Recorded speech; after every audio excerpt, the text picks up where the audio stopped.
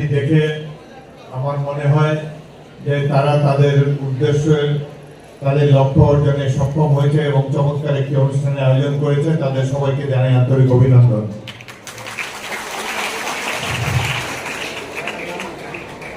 লালমোহনের জনগণের সামনে কথা বলতে এলে আমি অনেক আবেগ আপ্লুত হয়ে যাই, অনেক পিছনের কথা বলে ফেলি।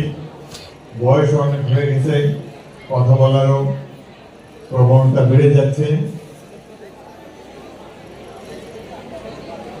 এখানে এলেই মনে পড়ে যায় একটি অন্ধকারাচ্ছন্ন লালমোহনের কথা। আজ থেকে 40 বছর আগে রাজনীতি করতে এসেছিলাম এই লালমোহনে।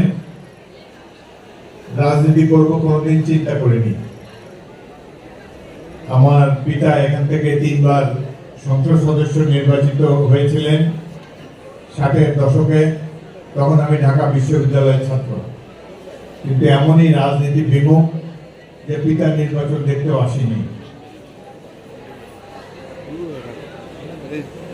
আমাদের ক্যারিয়ার প্ল্যানিং ও খুব একটা ছিল না। বাংলাদেশ তখন শিক্ষা দীক্ষায় অনেক পিছিয়ে ছিল। লালমোহন তো ছিল একটি অন্ধকারাচ্ছন্ন গ্রাম। সেই 40 বছর আগে যখন বরিশাল থেকে লঞ্চে করে ডাউরি হয়ে লালমোহনে আসতাম, সন্ধ্যার পরে এখানে বিদ্যুৎ ছিল না, একটি অন্ধকার গ্রাম ছিল। রাস্তা একটাই ছিল, ইটের রাস্তা। ভোলা থেকে চরপসর পর্যন্ত ইট বিছানো, কার্পেটিংও ছিল না সেখানে। বাজারে কয়েকটা ছনের ঘর ছিল, কয়েকটা বাচারি ছিল, হারিকেন জ্বলত। অন্ধকার টিম টিম করে সন্ধ্যা হলেই শুধু ঝিঝি পোকার ডাক শোনা যেত। উন্নয়নের কোনো ছোঁয়া পায়নি এই তৎকালীন এই লালমোহন থানায়। ধীরে ধীরে সময়ের পথ পরিক্রমায় অনেক উন্নত হয়েছে লালমোহন, যদিও দেশের অন্যান্য অঞ্চল থেকে অনেকটা পিছিয়ে আছে। শিক্ষা দীক্ষার ক্ষেত্রে আরো পিছিয়ে আছে লালমোহন। উন্নত হয়নি কারণ এখানে শিক্ষায় আমরা পিছিয়ে আছি, সেজন্য উন্নয়ন হয়নি। যে কোনো দেশ বা জনপদের উন্নয়নের প্রথম শর্ত হলো এখানে শিক্ষিত মানুষের সমাগম থাকতে হবে। সমাজ সচেতন, উন্নয়ন সচেতন, আধুনিক শিক্ষায় শিক্ষিত মানুষের প্রয়োজন কোন এলাকার উন্নয়নের জন্য। যাই হোক, আজকের যে প্রতিপাদ্য বিষয় ক্যারিয়ার প্ল্যানিং বা কিভাবে ভালো স্বপ্ন দেখে স্বপ্নকে বাস্তবায়ন করা যায়, এই সম্পর্কে ধারণা দেওয়ার জন্য আজকে স্কুলের কোমলমতি শিক্ষা প্রতিষ্ঠানের ছাত্রছাত্রীদেরকে এখানে আমন্ত্রণ জানানো হয়েছে। আমি আশা করব যে আজকের এই অনুষ্ঠান থেকে তোমরা কিছু শিক্ষা গ্রহণ করবে। ছাত্রদের প্রধান কাজ হলো পড়াশোনা করা। ছাত্র উন্নয়নশীল কথাটি আমদানি করেছি। বাইরের উন্নত দেশের তুলনায় আমরা অনেক পিছিয়ে আছি।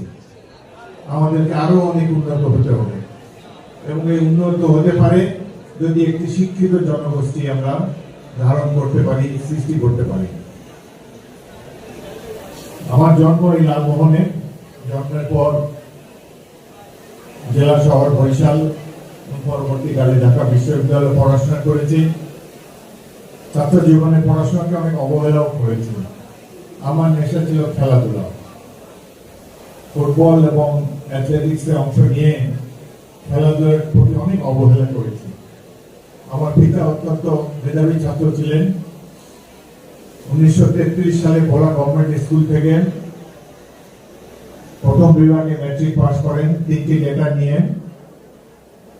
সেবার বোধহয় 3-4 জনই মুসলমান ছাত্র ছিল, বাকি সবাই অধিকাংশ হিন্দু ছাত্র ছিল। তখন মুসলমানরা শিক্ষা দীক্ষা অনেক পিছিয়ে ছিল।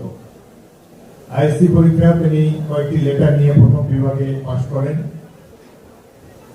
তারপর তিনি বরিশাল শহরে প্রথমে সরকারি চাকরি করেন ব্রিটিশ আমলে। তারপর বরিশালে মেডিকেল প্র্যাকটিস করে অত্যন্ত জনপ্রিয় একজন ডাক্তার ছিলেন। তিনি সারা জীবন ব্যয় করেছেন এই শিক্ষার পিছনে। লালমোহন ভোলার মানুষদেরকে ভোলা কলেজটি যাদের একান্ত পরিচালনায়, যাদের একান্ত আগ্রহের ফলে সৃষ্টি হয়েছিল, তিনি তাদের একজন। ভোলা কলেজ, লালমোহন কলেজ, এই দুটি কলেজ সৃষ্টির পিছনে তার অনেক অবদান রয়েছে। এখন হয়তো তার এই অবদান বিস্মৃতির অন্তরে চলে গিয়েছে, কিছুই আসে যায় না। প্রতিষ্ঠান দুটি জীবিত আছে এবং এই প্রতিষ্ঠানগুলোর উন্নয়ন দেখলে, ভালো রেজাল্ট দেখলে আমরা সবাই খুশি হই। আজকে দেশে গত যে 15টি বছর ছিল, এই 15 বছরের কথা বলতে চাই না, আর এখানে সবাই উপলব্ধি করে কিভাবে এই 15 বছরে আমরা 1500 বছর পিছিয়ে গিয়েছি। এই সময় বাংলাদেশে যে নারকীয় হত্যাকাণ্ড চলেছে, নিপীড়ন চলেছে, শিক্ষা ক্ষেত্রে যে অবনতি ঘটেছে, এ নিয়ে জাতিকে আগামী দিনে অনেক মাসুল দিতে হবে। বিশেষ করে শিক্ষাঙ্গন সম্পূর্ণভাবে কলুষিত হয়ে পড়েছিল। দেশের বিভিন্ন স্থানে বড় বড় ক্রিমিনাল যারা, সন্ত্রাসী যারা, তারা উঁচু পদে গিয়ে এমনকি শিক্ষাঙ্গনগুলোকে তো কলুষিত করেছেই, সারা দেশকে কলঙ্কিত করেছে। এদের ব্যক্তিগত জীবনাচরণ, তাদের শিক্ষাগত বন্ধুত্ব তো নাই বললেই চলে। এরা অধিকাংশই নকল করে সার্টিফিকেট অর্জন করেছে, প্রকৃত শিক্ষায় এরা শিক্ষিত না। যেই রাজনীতি স্বাধীনতার পর থেকে অনুসরণ করে এসেছি, অল্প কয়েকটি বছর বাদ দিলে এটি জনগণের কোনো কল্যাণে আসেনি এবং সাধারণ মানুষকে ধীরে ধীরে অশিক্ষার, কুসংস্কারের দিকে ঠেলে দিয়েছে। আমরা তো এমন বাংলাদেশ চাইনি।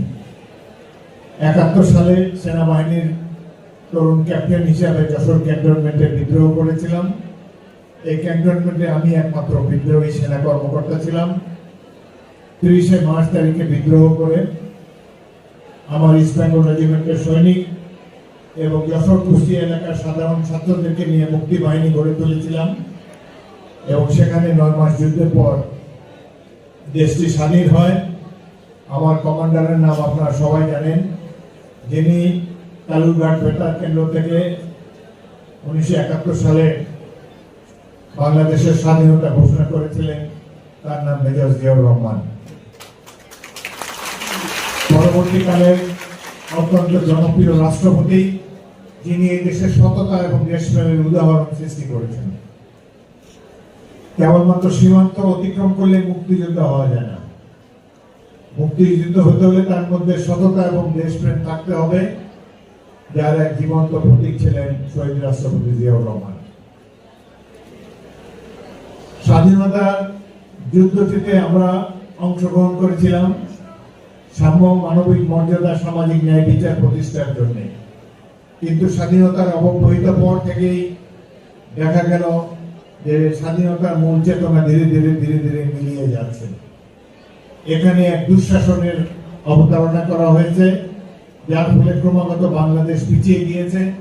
আমরা দেখেছি একটি দুর্ভিক্ষ, আমরা দেখেছি একদলীয় শাসন, যার ফলে ক্রমশ বাংলাদেশ অন্ধকারের দিকে ধাবিত হয়েছে। এখন ধীরে ধীরে অবস্থার পরিবর্তন হয়েছে। বিশেষ করে 5ই আগস্ট তারিখে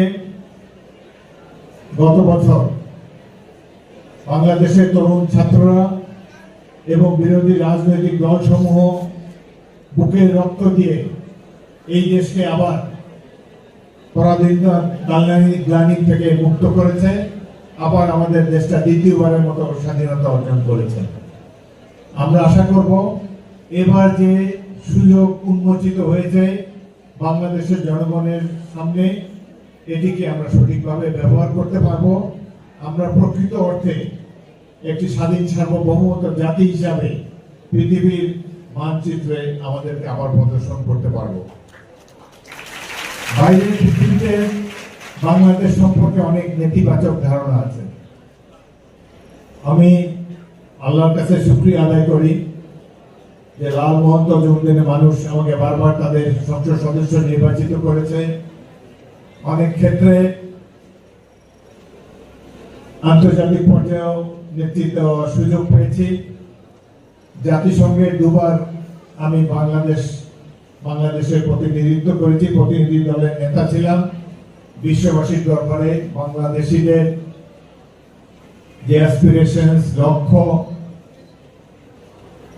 রাজনৈতিক পরিস্থিতি, সামাজিক পরিস্থিতি সম্পর্কে বিশ্ববাসীর সঙ্গে বক্তব্য রাখার সুযোগ পেয়েছি। সেজন্য নিশ্চয় অত্যন্ত ভাগ্যবান মনে করি। এই দেশে স্বাধীনতা অর্জিত হয়েছে বহু মানুষের আত্মদানের ফলে। 1971-এ এই যুদ্ধ কোনো রাজনৈতিক দলের যুদ্ধ ছিল না, এটি ছিল সাধারণ মানুষের যুদ্ধ, পিপলস ওয়ার। যুদ্ধ অনেক ভয়াবহ একটি জিনিস। যুদ্ধ যারা না দেখেছে, কেবল টেলিভিশনে পর্দায় দেখে এটির ভয়াবহতা সম্পর্কে ধারণা করা যাবে না। আজকে এখানে যদি একটা কামানের গোলা পড়ে, তাহলে অডিটোরিয়াম, আশেপাশে বিল্ডিং সবকিছু মুহূর্তে পাউডার হয়ে যাবে। এত ভয়াবহ বিধ্বংসী সেই গোলার ক্ষমতা। মেশিন গানের গুলি যখন বৃষ্টির মতো ধেয়ে আসে, তখন সেই গোলাগুলি উপেক্ষা করে শত্রুর বাংকারে গিয়ে তার সাথে হাতাহাতি যুদ্ধ করতে অনেক বড় কলিজার প্রয়োজন। বাঙালিরা অতীতে যুদ্ধ করার সুযোগ পায়নি, কিন্তু 1971-এ স্কুল কলেজের ছাত্র, আমার অধীনে 500 ছাত্র ছিল আমার ব্যাটালিয়ানে। তাদেরকে মাত্র 1.5 মাসের ট্রেনিং দিয়েছি। 1.5 মাসের ট্রেনিং এর পর তারা দুঃসাহসী যোদ্ধায় পরিণত হয়েছে। কামানের গোলা, মেশিন গানের মুহুর্মুহু গুলি অতিক্রম করে, মাইল ফিল্ড পেরিয়ে তারা শত্রুর সাথে হাতাহাতি যুদ্ধ করে বিভিন্ন যুদ্ধে বিজয়ী হয়েছে। এটি এক অবিস্মরণীয় দৃশ্য। আমি অভিভূত হয়েছি বাঙালিদের সাহস থেকে। তরুণ সাধারণ মানুষ জীবন উৎসর্গ করে একটি বাংলাদেশ সৃষ্টি করেছে। অনেক রক্তের বিনিময়ে আমরা বাংলাদেশ পেয়েছি, কিন্তু দুঃশাসনের ফলে ধীরে ধীরে ধীরে ধীরে স্বাধীনতা চেতনা লুপ্ত হয়েছে। এই দেশ পরিণত হয়েছে সবচেয়ে দুর্নীতিপরায়ণ একটি রাষ্ট্রে। এবং এই দেশে যেইভাবে মানুষকে হত্যা, গুম খুন করা হয়েছে, পৃথিবীর ইতিহাসে এই ধরনের অত্যাচারের দ্বিতীয় উদাহরণ খুঁজে পাওয়া যাবে না। অবশেষে আবার অমিত বিক্রমে এই দেশের ছাত্র সমাজ এবং প্রতিবাদী যুবকেরা এই দুঃশাসনের হাত থেকে দেশকে মুক্ত করেছে। এই দেশেই জন্মগ্রহণ করেছে রংপুরে আবু সাইদ নামে একটি ছেলে, যে রোকেয়া বিশ্ববিদ্যালয়ের ছাত্র হিসাবে খালি হাতে এই বিগত সরকারের, ফ্যাসিস্ট সরকারের পেটোয়া বাহিনীর সামনে দুই হাত প্রসারিত করে বুলেটের সামনে দাঁড়িয়েছে। মৃত্যুর জন্য প্রস্তুত ছিল, তাকে গুলি করে হত্যা করা হয়েছে। এই যে একটি নিরস্ত্র যুবক কেবলমাত্র সাধারণ মানুষের স্বাধীনতার জন্য, বাক স্বাধীনতার জন্য, অর্থনৈতিক স্বাধীনতার জন্য যেভাবে জীবন উৎসর্গ করেছে, সারা বিশ্ববাসীর জন্য সে একটি রোল মডেল হয়েছে। আমি আশা করব আগামী দিনের ছাত্র সমাজ এই আবু সাইদের মতো সাহসী হবে। তারা দেশের জন্য জীবন উৎসর্গ করতে মুহূর্তেও চিন্তা করবে না। আমাদের দেশ আমাদের কাছে অত্যন্ত প্রিয়। এই দেশের জন্য যুদ্ধ করেছি, যুদ্ধে আহত হয়েছি, জীবন দিতে গিয়েছিলাম। কত প্রিয় ছিল এই দেশ আমাদের কাছে। অত্যন্ত ব্যথিত হয়েছি যখন চোখের সামনেই রাজনীতিবিদরা এই দেশটাকে ধ্বংস করেছে। একজন দুর্বৃত্ত রাজনীতিকে দুর্ভাগ্যিত করে দিয়েছে, যার ফলে সাধারণ মানুষের কোনো অধিকার ছিল না। অবৈধ প্রধানমন্ত্রীর পিয়ন পর্যন্ত 400 কোটি টাকার মালিক, সে হেলিকপ্টারে ঘুরে বেড়ায়, এ কথা তিনি সদম্বে জাতিকে জানিয়েছেন। এইভাবে এই দেশকে প্রত্যেকটি প্রতিষ্ঠানকে ধ্বংস করে গিয়েছেন। আমরা যে সেনাবাহিনীর জন্ম দিয়েছিলাম 71 সালে, এই সেনাবাহিনীকেও অনেকটাই ধ্বংস করে দিয়েছেন। পুলিশ বাহিনীর অবস্থা এতই খারাপ হয়েছে যে এক পর্যায়ে দেশের মানুষ অতিষ্ঠ হয়ে তারা এই পুলিশদেরকে নিধন করতে বাধ্য হয়েছে। সারা দেশে অরাজক পরিস্থিতি সৃষ্টি হয়েছিল। কিন্তু বাংলাদেশের মানুষ স্বাধীন চেতা মানুষ। তারা 71-এ যেমন যুদ্ধ করে দেশকে স্বাধীন করেছে, আবার 2024 সালে জুলাই আগস্ট মাসে বলিষ্ঠ সংগ্রামের মাধ্যমে জাতিকে আবার দুর্নীতি মুক্ত, কলুষ মুক্ত, দুঃশাসন মুক্ত করেছে।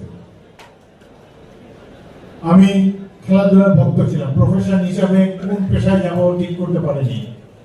আজকে ছাত্র ছাত্রীরা যাতে কোন পেশায় যাবে সেই জন্য মনস্থির করতে পারে, সেজন্যই এই রোডম্যাপ বা এই ক্যারিয়ার সেমিনারের আয়োজন করা হয়েছে। এবং যারা আয়োজন করেছে তারা লালমোহনের সন্তান, ঢাকায় অন্যান্য অঞ্চলে বিশ্ববিদ্যালয়ে পড়াশোনা করে জীবনে প্রতিষ্ঠিত হওয়ার পথে এগিয়ে চলেছে। তারা তাদের স্কুলকে ভোলেনি, তাদের এই তরুণ ছাত্র ছাত্রী ভাই বোন পিতা মাতা যারা লালমোহনকে উন্নত করার জন্য চেষ্টা করে যাচ্ছেন, তোমাদেরকে এই ধারণা দেওয়ার জন্য ভবিষ্যতে কোন পেশায় যাবে, ভবিষ্যৎ কেমন হওয়া উচিত এবং সেই পেশায় যাওয়ার জন্য কি ধরনের প্রস্তুতি নেওয়া উচিত সেই সম্পর্কে ধারণা করার জন্যই আজকের এই সেমিনারের তারা আয়োজন করেছে। আশা করি তোমরা এতে উপকৃত হবে। একজন মানুষের কারণে বাংলাদেশ পরিচিত হতে পারে। আমি তোমাদেরকে ধারণা দিতে পারি বাংলাদেশ সম্পর্কে বাইরের বিশেষ মানুষ জানে না, এখনো জানে না। কিন্তু এই বাংলাদেশকে যারা বাইরের দুনিয়া মানুষের কাছে কিছু কিছু ব্যক্তি পরিচিত করেছে তাদের নিজস্ব কর্মকাণ্ডের মাধ্যমে। আমার নিজেরই একটা অভিজ্ঞতা বলি। 1994 আমি বিশ্ব ফুটবল সংস্থা ফিফার একজন কর্মকর্তা ছিলাম। 1994 সালে আমেরিকা যুক্তরাষ্ট্রে ফুটবল বিশ্বকাপ অনুষ্ঠিত হচ্ছিল। আমি ফিফা কর্মকর্তা হিসাবে এই খেলার একটি অংশ পরিচালনা করার জন্য যাই। আমি ডিসিপ্লিন কমিটির সদস্য ছিলাম। এই কমিটির সদস্য 6 জন, 6 মহাদেশ থেকে, প্রতি মহাদেশ থেকে একজন করে 6 জনের এই কমিটি, 6টি মহাদেশ থেকে 6 জন নিয়ে গঠিত ফিফা ডিসিপ্লিন কমিটি। আমি এশিয়ার প্রতিনিধি ছিলাম। শিকাগো শহরে গিয়ে নামলাম বিকালবেলা। পরের দিন সেখানে উদ্বোধন হবে বিশ্বকাপের। ফিফা অত্যন্ত ধনী অর্গানাইজেশন, প্রত্যেক ডেলিগেটকে নতুন একটি গাড়ি দেয় ব্যবহারের জন্য। বিমানে প্রথম শ্রেণীর সুযোগ পাই।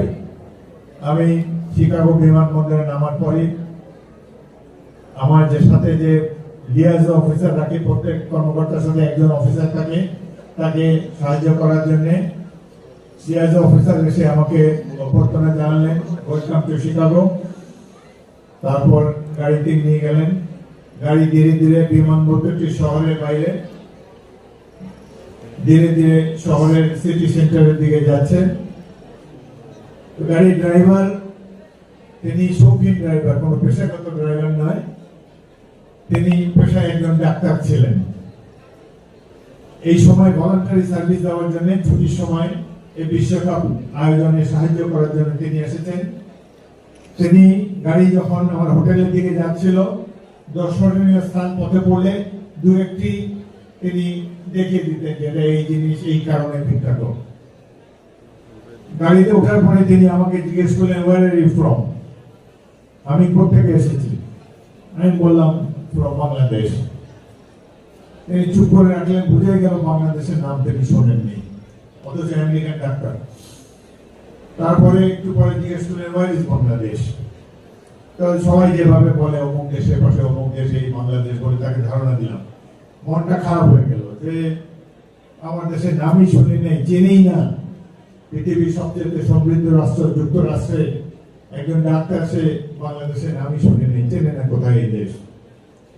কিছু দূর যাওয়ার পর তিনি বাঁদিকে একটা উঁচু বিল্ডিং আমাকে দেখিয়ে বললেন, এটা পৃথিবীর সর্বোচ্চ ইমারত, সবচেয়ে উঁচু বিল্ডিং, 104 তলা। এটার নাম সিয়ার্স টাওয়ার।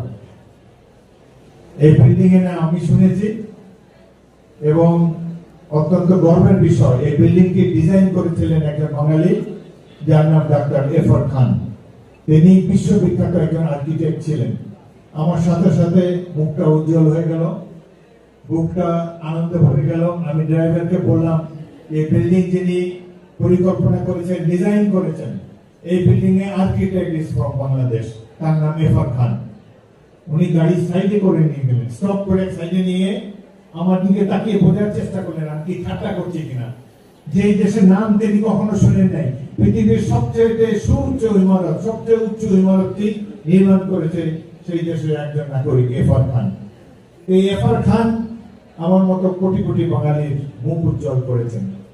পরদিন সকালে সেই ড্রাইভার আমাকে আবার আসলো আমার হোটেলে আমাকে নিয়ে যাওয়ার জন্য, এবং তিনি বললেন তিনি ওই সিআর টাওয়ারে গিয়েছেন জানার জন্য যে সত্যি সত্যি একটা বাঙালি এই বিল্ডিং এর ডিজাইন করেছে না।